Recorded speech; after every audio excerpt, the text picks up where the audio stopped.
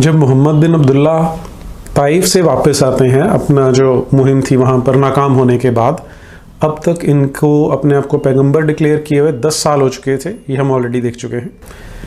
अब इनके लिए जो ऑप्शन बचती थी, मक्का पॉसिबल नहीं था, ताइफ ऑलरेडी नाकामी मिल चुकी थी। अब एक ऑप्शन थी मदीना शहर में शिफ्ट करने की, जिसे आज हम मदीना कहते हैं। उन दिनों में 7वीं सेंचुरी में उसे मदीना नहीं कहा जाता था, उसका नाम यसरीब था। यसरीब मक्का से लगभग 400-450 किलोमीटर उत्तर में है।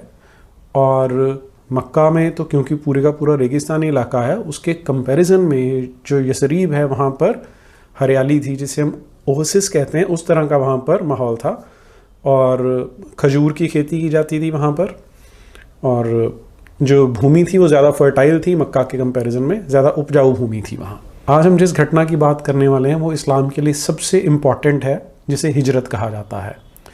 हिजरत अरबी भाषा का शब्द है जिसका अर्थ होता है पलायन या माइग्रेशन। ये जिन दिनों की हम बात कर रहे हैं उससे लगभग 3-4 साल पहले मदीना में एक बहुत भयंकर युद्ध होके हटा था।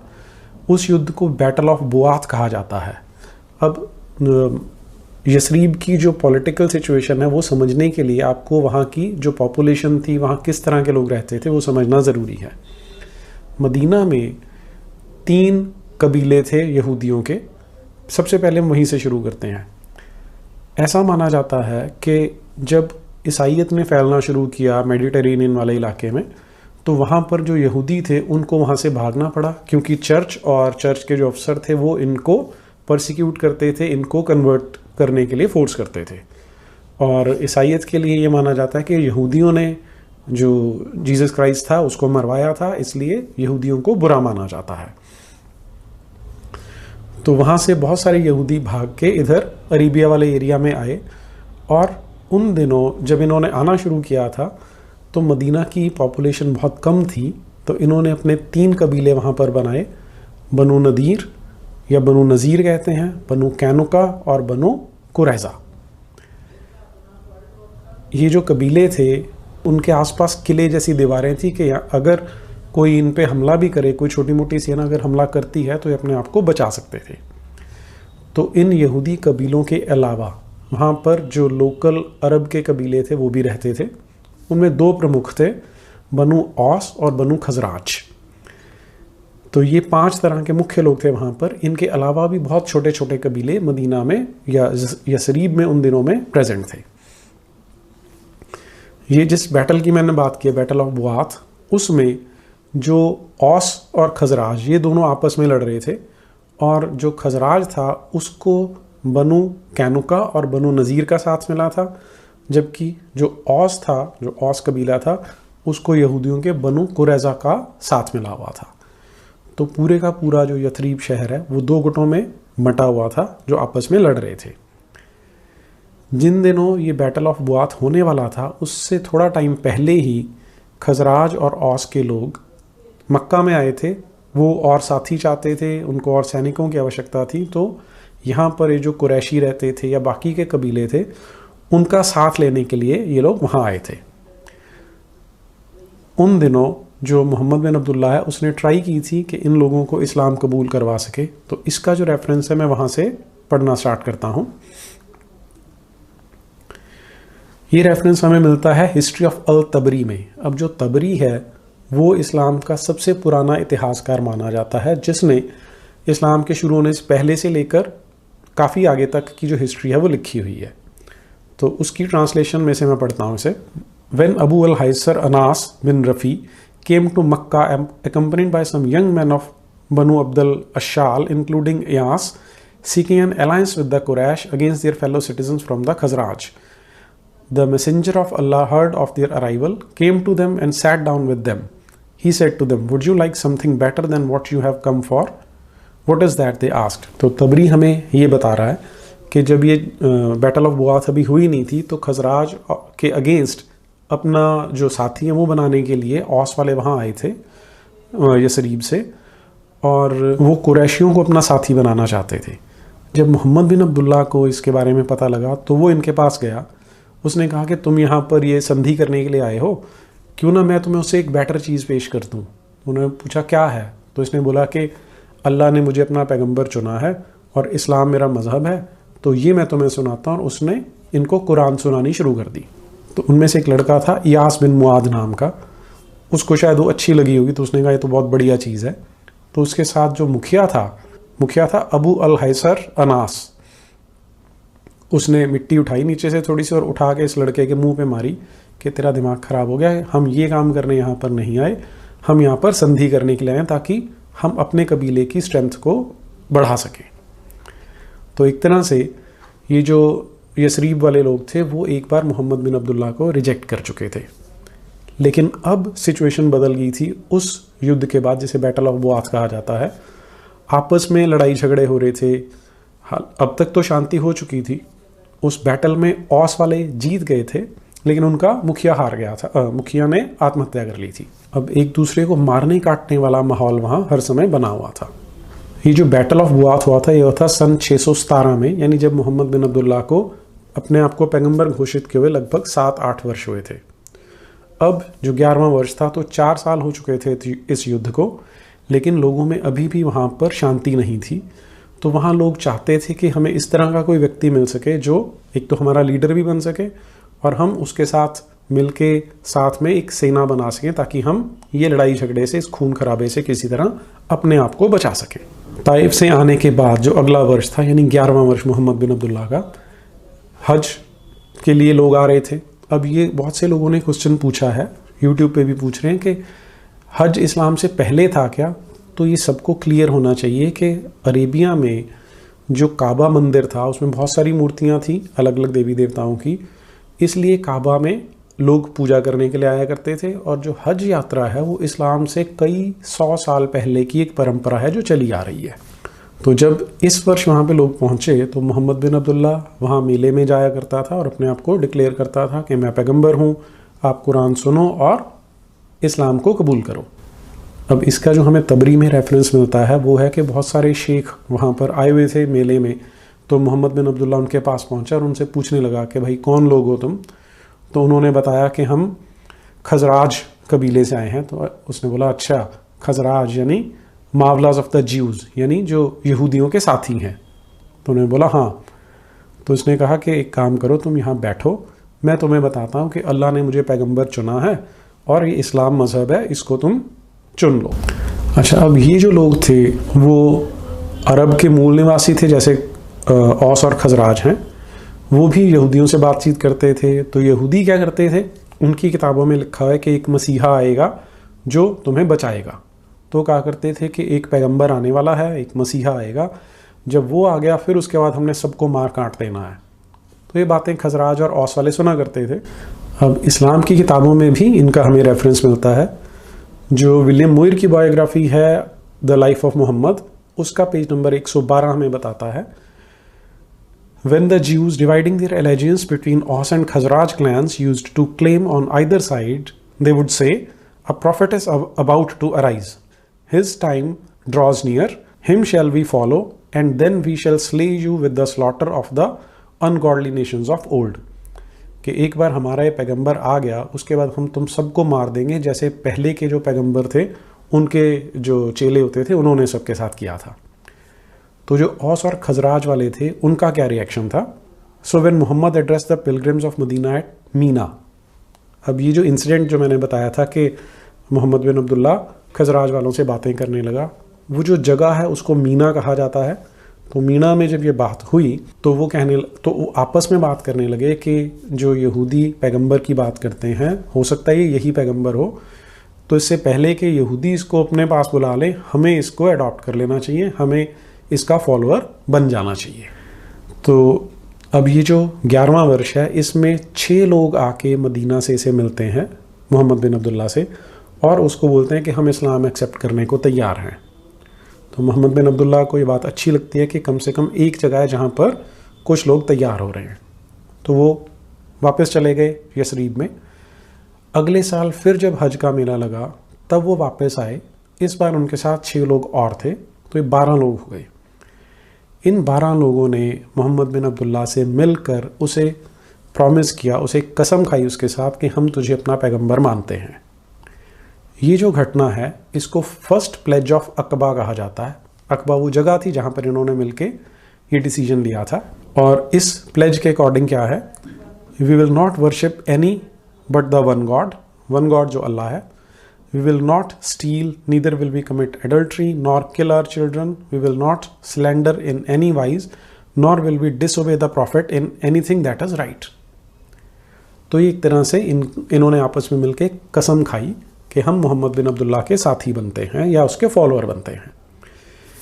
इस प्लेज को, इस कसम को प्लेज ऑफ वुमेन कहा जाता है, महिलाओं की या औरतों की प्लेज कहा जाता है, की कसम कहा जाता है, क्योंकि इसमें मोहम्मद बिन अब्दुल्ला को बचाने की, उसको प्रोटेक्ट करने का कोई क्लॉज नहीं डाला गया था।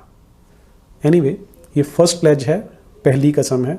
इसके बाद ये 12 लोग वापस चले गए और इनके साथ मोहम्मद बिन अब्दुल्ला ने अपना एक साथी भेजा कि तुम वहाँ पर जाओ, वहाँ के लोगों को कुरान सिखाओ, कुरान सुनाओ और इस्लाम का प्रचार करो। अब धीरे धीरे यसरीब के अंदर सारे शहरों में, सारे घरों में इस्लाम की बातें होने लगी, मोहम्मद बिन अब्दुल्ला की बातें होने लगी। तो ये इन्फॉर्मेशन धीरे धीरे, उन दिनों में 400-450 किलोमीटर बहुत लंबी दूरी होती थी, इसलिए धीरे धीरे इन्फॉर्मेशन मोहम्मद बिन अब्दुल्ला तक पहुंचने लगी कि लोग इस्लाम को एक्सेप्ट कर रहे हैं मदीना के अंदर। जब अगला साल आया, 13वां वर्ष आया जब मोहम्मद बिन अब्दुल्ला का, उसमें फिर से जब हज का मेला लगा तो इस बार यथरीब से लगभग 70 लोग ऐसे थे जिन्होंने इस्लाम पहले से कबूल कर लिया था और ये बाकी लोगों के साथ मिल के आए थे, लेकिन शो नहीं किया था कि हम इस्लाम अडॉप्ट कर चुके हैं, हम मुसलमान बनना चाहते हैं। तो ये जो मीना वाला, जो घाटी मीना कहा जाती है, वो एक साइड पे थी मक्का से, वहाँ पर लुक छिप के बातें की जाती थी, लुक छिप के मीटिंग की जाती थी। तो इस बार ये जो 70 लोग आए तो रात को मीटिंग हुई, जब बाकी सारे हज यात्रा करने वाले लोग सो रहे थे तो ये लोग उठ के एक एक, दो दो, तीन तीन के ग्रुप में एक जगह डिसाइड की हुई थी मिलने के लिए, वहाँ पहुँचते हैं और मोहम्मद बिन अब्दुल्ला अपने चाचा अब्बास के साथ वहाँ पे आता है। अब अब्बास ने इस्लाम कबूल नहीं किया था, वो मुसलमान नहीं था, लेकिन वो मोहम्मद की हेल्प कर रहा था। तो जब वहाँ पहुँचते हैं तो मोहम्मद बिन अब्दुल्ला से बातचीत होती है। तो पहले अब्बास उनको बोलता है कि देखो मेरा भतीजा है, यहाँ पर इसके लिए थोड़ा सा खतरा तो है, लेकिन हम अभी तक इसको बचा के रखते रहे हैं, हमने सुरक्षित रखा है इसे, तो तुम क्या ही कसम खाने को तैयार हो कि तुम इसको सुरक्षित रखोगे? तो जो ये लोग आए हुए थे उन्होंने बोला हाँ हम इसको सुरक्षित रखेंगे, लेकिन हम पहले इससे कुछ बातें सुनना चाहते हैं। अब अगली जो मैं रेफरेंस दे रहा हूँ वो है सैफुर रहमान मुबारकपुरी की किताब द सील्ड नेक्टर में से। The prophet began to speak, recited some Quranic verses, called people unto Allah, exhorted them to enter the fold of Islam, and concluded saying, I give you my pledge that you debar me from whatever you debar your women and children from. तो मोहम्मद बिन अब्दुल्ला ने कहा कि मैं तुम्हारा पैगंबर हूँ, इस्लाम को adopt करो और तुम मेरा वैसे ही ध्यान रखोगे जैसे तुम अपने पत्नी और बच्चों का ध्यान रखते हो। तो उसको जो रिप्लाई मिलता है, oh yes we swear by Allah who sent you as a prophet in truth that we will debar you from whatever we debar our women from. Have confidence in us, O messenger of Allah. By Allah, we are genuine fighters and quite reliable in war. It is a trait passed down to us from our ancestors. कि हम लड़ाके हैं, हम तो खानदानी लड़ाके हैं, हमें तो अपने पूर्वजों से लड़ना भिड़ना विरासत में मिला हुआ है, तो हम तुझे प्रोटेक्ट करके रखेंगे और जैसा तू कह रहा है कि हम तुझे अपनी पत्नियों से, बच्चों के जैसा ही अजीज मानकर रखेंगे। फिर वो पूछते हैं, O prophet of Allah, between us and the Jews there are agreements which we would then sever. If Allah grants you power and victory, should we expect that you would not leave us and join the ranks of your people, meaning Quraysh. तो वो लोग कहते हैं कि देखो हमारा अभी तो यहूदियों के साथ वहाँ पर संधि है, अगर हम तुम्हें एक्सेप्ट करते हैं तो यहूदियों से हमें ये जो संधि है ये हमें छोड़नी पड़ेगी। तो ऐसा तो नहीं होगा कि बाद में जब हम तुम्हें जिता दें तुम हमें छोड़ दो। इस पर मोहम्मद बिन अब्दुल्ला का जो आंसर मिलता है वो क्या है, नहीं, it would never be, your blood will be my blood, in life and death I will be with you and you with me, I will fight whom you fight and I will make peace with those with whom you make peace। तो मोहम्मद बिन अब्दुल्ला ने उन्हें convince किया कि मैं तुम्हारे साथ ही रहूँगा, जैसा मर्जी हो जाए, जिनके साथ तुम्हारा युद्ध होगा मैं भी लड़ूंगा, जिनके साथ तुम्हारी शांति होगी, संधि होगी, उनके साथ मेरी भी संधि रहेगी। ये जो घटना है इसे सेकंड प्लेज ऑफ अकबा कहा जाता है। अकबा या अकाबा वो जगह है जहाँ पर ये दूसरी कसम खाई जाती है।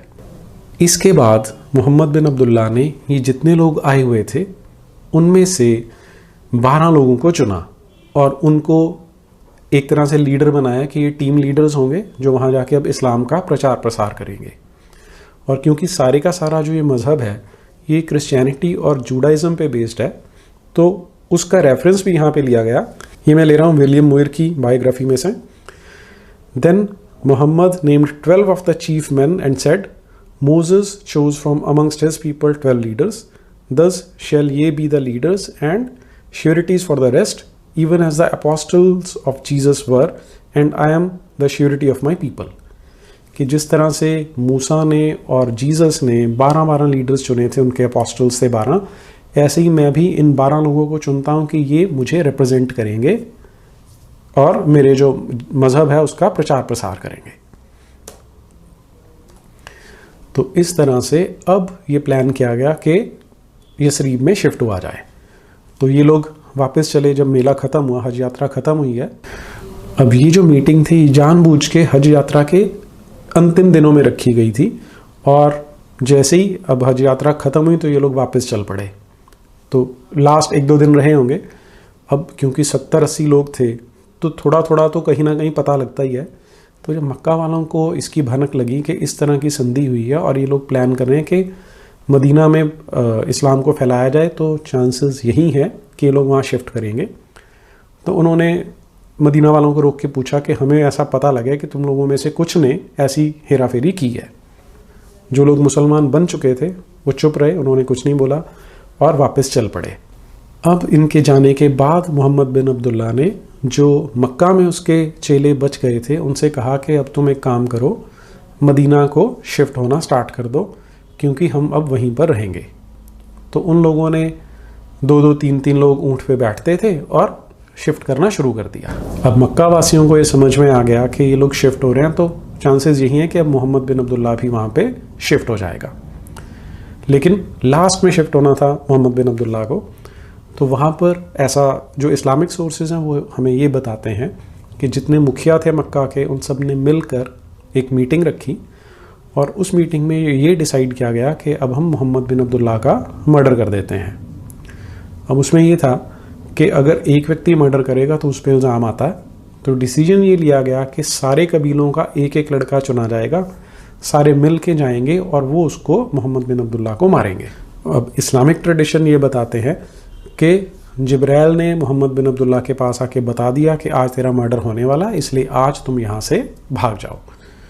तो मोहम्मद बिन अब्दुल्ला अपने मित्र अबू बकर के साथ उस रात अंधेरे में वहाँ से भाग निकलते हैं और चालाकी क्या करते हैं कि मदीना तो उत्तर में था, ये लोग दक्षिण की ओर चल पड़ते हैं और वहाँ पर एक गुफा में जाके छिप जाते हैं।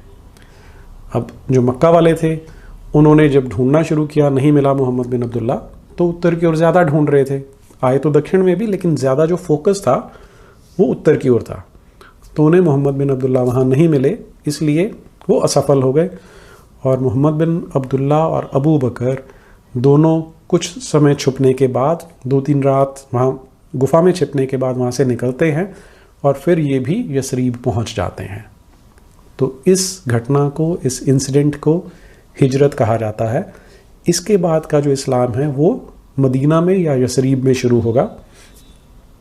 ये जो पहले 13 वर्ष थे, इनमें जो कुरान की आयत सुरा हैं, टोटल 114 सुरा हैं, उनमें से 86, कुछ इतिहासकार बोलते हैं कि 86 सुराएं मक्का के पीरियड की हैं और बाकी की केवल 28 सुराएं मदीना की हैं। ऑन द अदर हैंड कुछ ऐसे इतिहासकार हैं जो बोलते हैं कि 90 सुराएं मक्का के पीरियड की हैं और बाकी की जो 24 सुराएं हैं वो मदीना के पीरियड की हैं। जैसे भी हो कि जो सुराएं थी मक्का वाली वो बहुत ज़्यादा हैं संख्या में, मदीना में बहुत कम है। लेकिन दूसरा जो डिफरेंस है कि मक्का वाली जो सुराएं हैं, जो चैप्टर्स हैं, वो कंपैरेटिवली छोटे हैं, लेकिन अब जो आगे कुरान नाजिल होने वाली है उसकी जो सुराएं हैं वो ज़्यादा बड़ी बड़ी होने वाली हैं। नेक्स्ट पार्ट में हम डिस्कस करेंगे कि अब यथरीब में या मदीना में इस्लाम किस फॉर्म में चलना स्टार्ट करता है।